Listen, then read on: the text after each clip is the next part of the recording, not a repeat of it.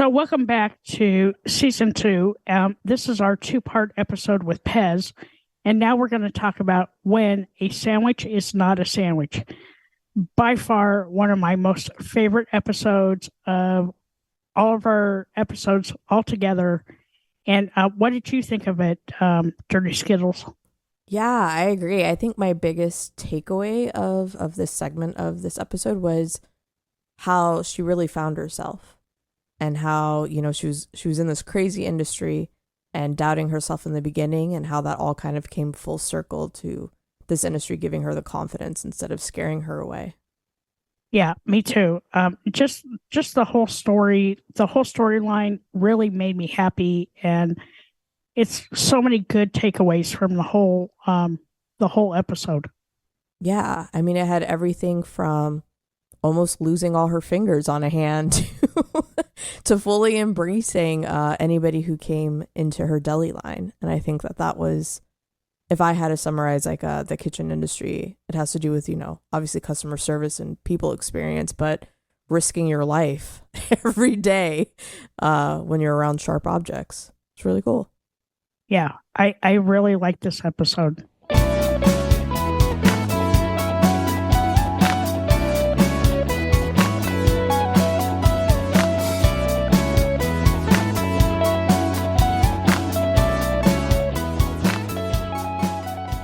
Some fucking sexy sandwiches. But like that's the kind of person I wanted to be, like with my customers. Like here we are, no matter how we got here or what we were doing before this, we're here now. Let's feed your soul and feed your guts, right? Mm-hmm. What can we do to get that done? Also, please don't recognize that I'm so far out of my comfort zone and my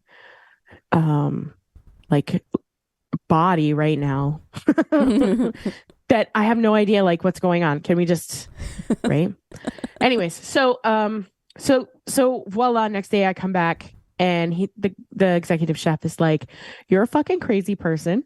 And I was like, "Yes, thank you." But he's like, "Can I teach you how to caramelize onions by 50-pound bags?" And I was like, "Why?" And he was like, "I kind of would like for you to be the deli person." Nice. And I was like, okay. Do I still have to do the dishes and prep the salad bar? And he was like, no. I was like, that doesn't sound like a good thing to me. I'll just go back and do my dishes. He goes, I'll pay you 50 cents more. And I was like, okay. Guess we're caramelizing onions. Right. Let's learn how to caramelize 50 pounds of onions, right? At a time. So I learn all the things, I do the whatever. And then there's like this major construction, right? And they put us in a hallway in a building, and they only have a deli and a coffee cart in a hallway. And you're supposed to feed 150 people in like from 11 to 1, 150 people to order a salad or a wrap or a sandwich. I had a panini press. I had my ingredients, and I had me. Yeah. Right? So I just did all the fucking things, right? I had a fucking blast. Oh, I love that. So much fun. I didn't realize that you could have so much fun. I was miserable when I wasn't at my deli with my customers. Loved it. So much fun. So, but then we open up in the new space, right? It takes them like 2 years to get through to make us a new space. And this new space is fucking slick as shit. Nice. It's gorgeous. But they take away my deli, right? And they give me like 8 feet of like a refrigerated situation and then like a salamander. Oh. And I'm like, that's open flame. Can handle it's like an 8-foot long. To me right now it seems like it was an 8-foot. It's probably only like 4 feet, but whatever. I maybe exaggerate a little bit. Of open flame, and they want me to like toast these beautiful whatever. So anyways, so then we get to longer hours because, well, they couldn't keep people, right? You get to longer hours. And there's more things because you're not just a deli cart and a salad bar. You're now a deli cart. You're now, 20 feet of customer facing, made to order, brand new, everything. Keep it clean, keep it pretty, keep it whatever. And then you have like a 20-foot salad bar that you now have to like make sure. And then there's fancy fucking pizza, like all the things, right? I don't know. There's probably like 10 or 12-hour days just over and over and over and over and over again. And I'm like, I don't know how much longer I can handle this. And then they have this one time a year where they have this giant conference for this unique community of humans in this building. And I remember it was a Thursday, Friday, Saturday, and then everything was supposed to be done by 1 on Sunday, right? So from Thursday to I got home at 3 on Sunday, I had 4 hours of sleep. Wow. And in that those 4 hours of sleep, I don't know. I don't know how I lived through it. Right. But you do, right? Because you're just like, you go just, what's the next thing? What's the next thing? What's the next thing? What's the next thing? And you just keep going. And like the only time that I got to walk away was when I had that cigarette. Yep. It was the most glorious 7.5 minutes of that whole experience. So yeah. That's why we didn't die when we created mustard gas, because somebody fucking put the wrong chemical in with the other chemical, because we live for those 7.5 minutes. You had to. I think for me, I would, the other place I like to kind of escape to was our deep freezer. Oh, I was like, you know what? I feel like I'm going to cry, and I would be damned because I was the only female in a kitchen full of men. And I was like, I'm not going to be the crying person with all these mean dudes. So I would go in the deep freeze and just let it out. I'm like tears are freezing as they're coming down my face. Yeah. Yes. I was like, I feel like that is a common experience for literally everybody who's ever worked in a food service situation that had a deep freeze. Yeah. I love that deep freeze. Yeah. I did too. We didn't have one until we had the new whatever. And then I was like, the door to the walk-in and then the door to the deep freeze. But the deep freeze sometimes would stick because nobody would, because it had the like butcher hanging heavy plastic. So not everybody was making sure that it was closed. I have a random question for you. Because as you're talking about this, talking about this, do you, first of all, I don't know if you still work in the food service industry. I don't. Okay. I am a tiny human teacher. Okay. So my question is going to be really on point then, because as you're telling me these stories and as I'm telling my stories, I'm like, do you have like PTSD of like the kitchen sounds? Oh God, all the time. So you're like talking about this and I'm remembering like smells and textures and sounds. And I'm like, oh God, I don't want to go back there. I don't want to go back there. So, but sometimes like I miss it. Sometimes I look for places. I look for places that have a similar deli setup because I have volunteered to like be part of like part-time to be part of crews and restaurants and like, but it's never replicated.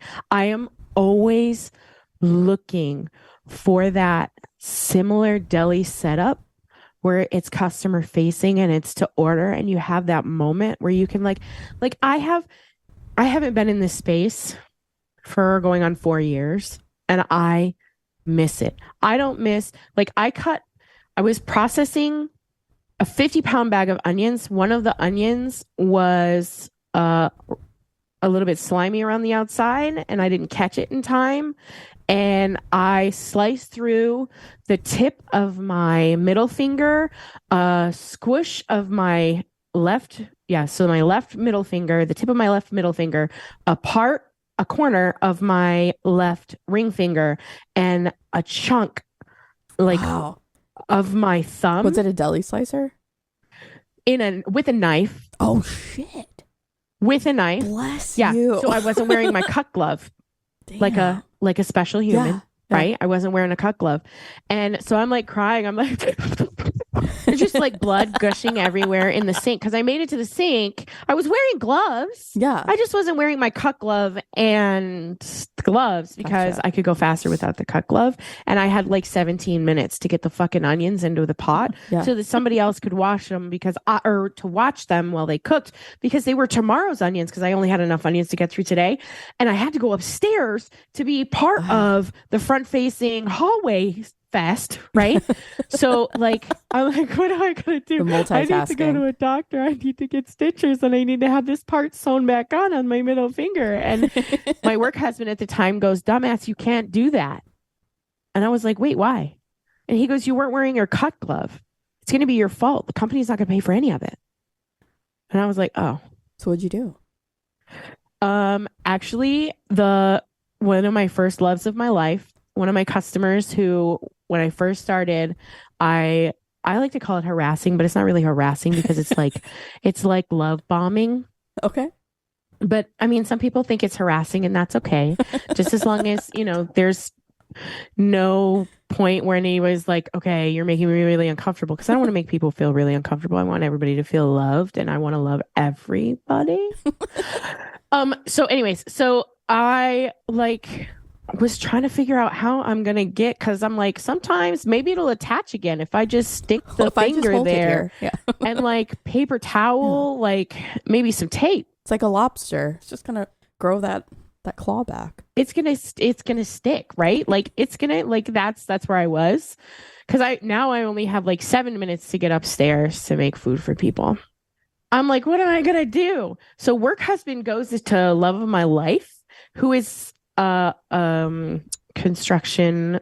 There's a lot of construction going on outside of the restaurant or kitchen, whatever, and goes, I need your electrical tape. And so he brings me electrical tape. We paper towel and electrical tape the 3 fingers. Wow.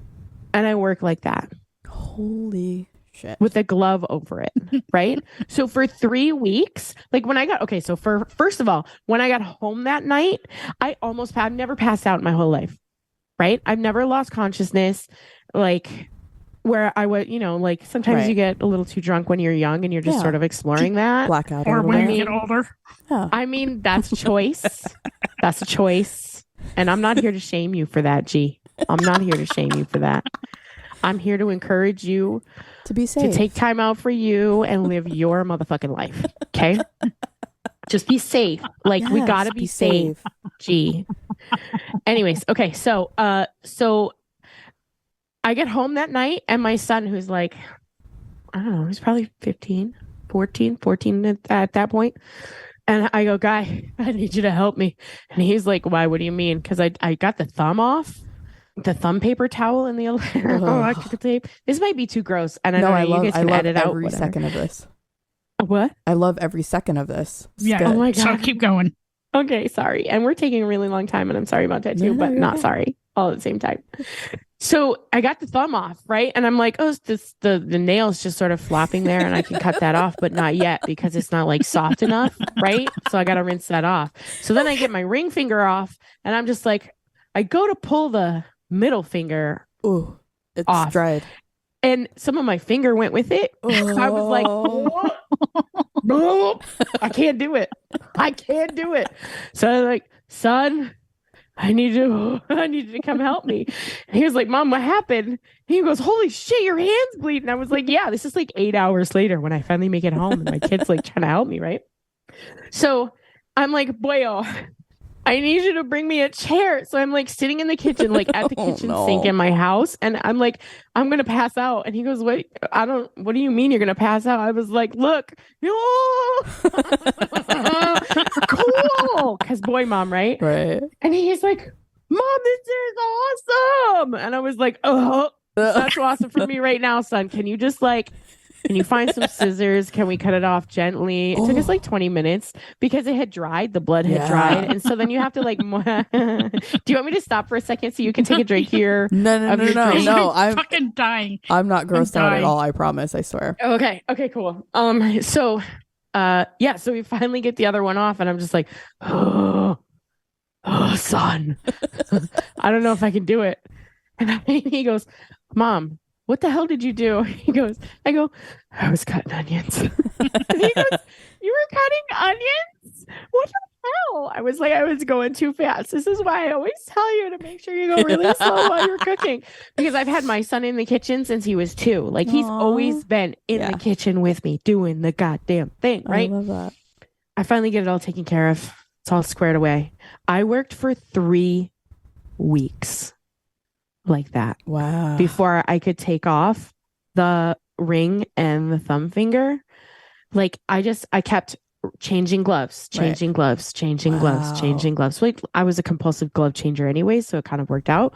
But like eventually I got to a point where I could wear a Band-Aid. But I mean, you do what you have to do. Yeah. Right? And whether I was gonna get in trouble or told I can't come back or whatever that would have looked like, I did it. Yeah. You know? Yeah. And so like that's a like it's a funny story, but also like it's kind of a pride thing. Like I guess man, well, you're not supposed to be prideful or whatever, but it created like I'm strong. Yeah. Right? So that was like a big thing. Those are my cojones, right? That's my cojones story. Like I had some fucking cojones right there, right? Yeah. So what did you learn from that? Do you wear the cut glove from now fucking on? Cut glove. Yeah. Anytime that I'm in a fucking hurry, just put the fucking cut glove on because it's not worth it. I still like sometimes I can feel a little bit on my ring finger where I don't like, yeah. But I don't know. Well, nobody who's listening to the podcast because I'm an idiot and I don't think of these things. But like my finger, it's still there. It looks the end of normal. my ring finger. I can still do hand unicorns. It all works out.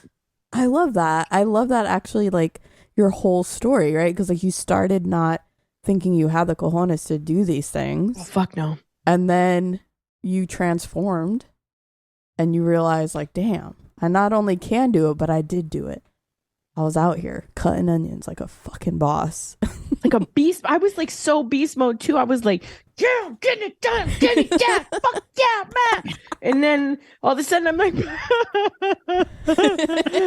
and work husband's like, put your big girl britches on. Let's do this. Right. So if it hadn't have been for work husband, yeah, I don't think I would have like pushing me. Right. I don't think I would have been able to have that moment in myself. Right. So extra special. Yeah. Extra special. I love that, dude.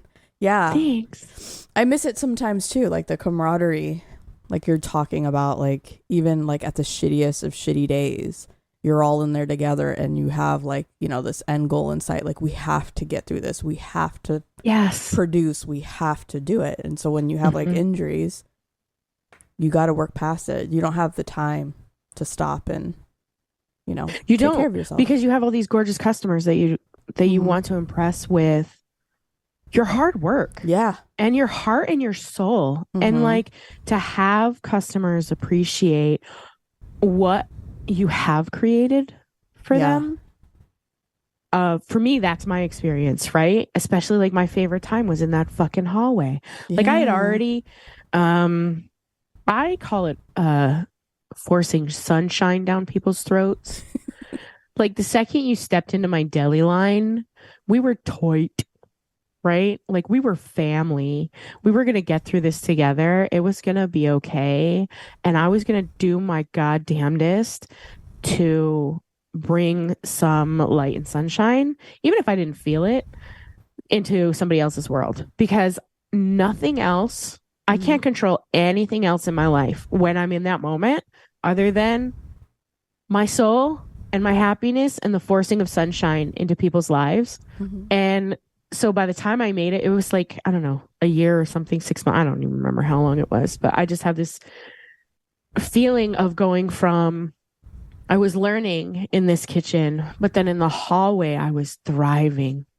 And like, I learned new processes. I learned like how to build a sandwich so that it would stay. I learned what cheeses melt to like liquid state, what cheeses bring a nice string pull. I learned how to boss a fucking commercial panini press like nobody's business. I put so much crazy shit in that panini press. And then like you turn it, like I had like steak diamond grill marks on some of my paninis. They were coming out and was like, can you take a picture of that and send it to me? And they were like, yeah. That gave me like an outlet for my need to mom and my need to love. And so this space had people who were younger than I was at the time, but also people who were older and all adults, right? Mm-hmm. And everyone was my baby. Aww. Right? Everybody who walked through my deli line, we're family. I'm going to give you whatever you need. Like, I don't know how many times I would just stop whatever it was that I was doing. If somebody was in my line and wasn't feeling it that day, and I'd be like, do you need a hug? Aww.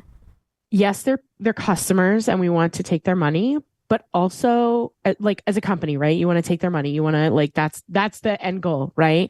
Happy customers return, but also these are people. Yeah. And you need to fucking love people. Even if they say mean, nasty shit while they're in your line, Mm-hmm. that doesn't mean that they're mean, nasty people. It just means that they aren't on your wavelength, but that doesn't mean that they don't need love. Right. Right. And those people are hard. Those people are so hard. Anyways, we're getting really off topic. I'm sorry. No, I love this. I love this. I love it. I told you this is never scripted, so we, go off tangent a lot. Yeah. Okay. Dude. Well, But I see that mom. I see that mom didn't reel you in, so you're good. No, You're good. I love it. I love your story. Like I really do. Like it has such a good flow to it. Like this is the podcast part of the brain. It has such a good flow because like you went from like being afraid, I can't do this, to now I got almost invited to do something that I would have never expected, and I loved it, and I fucking bossed the shit out of it. And you can think back on that, and that's like a happy place for you now versus something you couldn't do.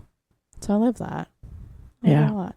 So, Pez, do you think that this experience that you went through helped you to be a good teacher with your tiny humans? I think that the food service gig that I had really rubbed off some of my softer edges, which allows me to be more about, I give less fucks about what's a polite way to say that? So I give less fucks about what anybody else thinks, right?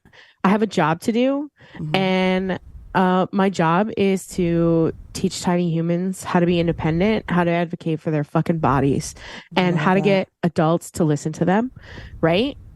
And try to get them to a point where they can do it in a way that maybe an adult can understand. Because adults don't understand shit. We think we know all the things. Can I tell you, I've had 2-year-olds just read a grown-ass adult.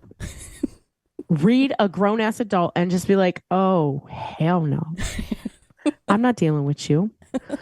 You know what I mean? Like, that's the conversation that they're having, that I imagine that they're having. But I feel like it helped me be okay to let out my mom, like my need to mom people, my want to mom people. I want people to be okay. I want people to feel love. I want people to be okay. So something that, see what I mean? I cry, right? It's just, I cry. Okay. That's what I do. Anybody who knows me knows that's what I do. It's like when I mean something, in order for me to get it out, I have to go through the tears. So yeah, I think it really taught me to, like, everybody needs love, right? I love that. That's really kind of where I was at, because there were some real hard, stodgy, older generation people that would come through my line that would, other humans had their reasons for not liking those people. You kind of have to try to find common ground with everybody. Mhm. I mean, I don't like to have to find common ground, but if I want to give this person a great sandwich and like have them, be part of the culture in this space, right? Like I have to invite them into some sort of common ground. I love So that. I love that. I thank think you that's too. perfect. That is. I will say I wish I got to work with you in the kitchen because we I can would have do used. it. I could have used that type of person for Yeah. sure. Why don't you just come up here and the two of you can cook in my kitchen? Back to upstate. I don't know, man.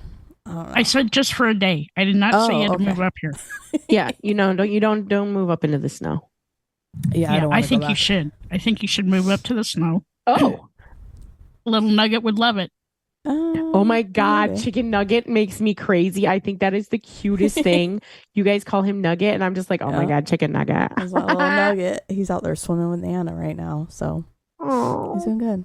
I love that. I love your story. We need to have you back for sure. Can you Adam. come back, please? Yeah, okay, sure. What are we Nice. gonna like? What I don't know. you pick? I have no idea. I'm more fascinated just to hear more of your stories. Like, Yeah. so Oh Lord, interesting. have mercy. Okay.